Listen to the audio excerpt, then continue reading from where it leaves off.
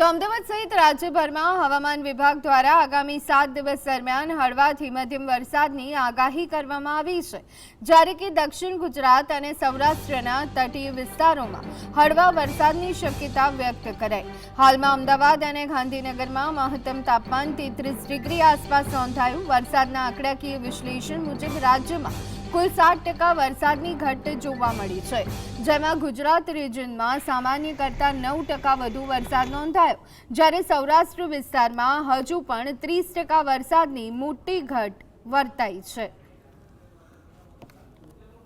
साथ ही बात करें आने वाले दिनों में, उसमें किसी प्रकार की हैवी रेनफॉल वार्निंग जो है गुजरात में नहीं दी गई है।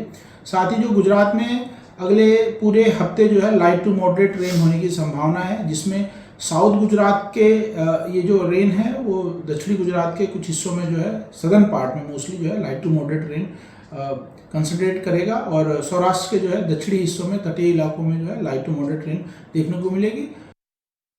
तो पिछले 24 घंटों में गुजरात के मुख्य तौर पे दक्षिणी गुजरात में जो है लाइट टू मॉडरेट रेन देखने को मिला है, जिसमें सबसे ज़्यादा जो है बारिश मॉडरेट रेन जो है वलसाड़ में दर्ज की गई है। साथ ही साथ अगर हम बात करें बाकी हिस्सों में, नॉर्थ गुजरात में जो है दाहोद खेड़ा के आसपास जो है लाइट रेन दर्ज किया गया है। सौराष्ट्र में भी जो है 2-3 जगहों पे लाइट रेन हुआ है, इससे ज़्यादा बाकी जगहों में रेनफॉल नहीं रहा। मोस्टली जो है सौराष्ट्र ड्राई रहा है पिछले 24 घंटों में।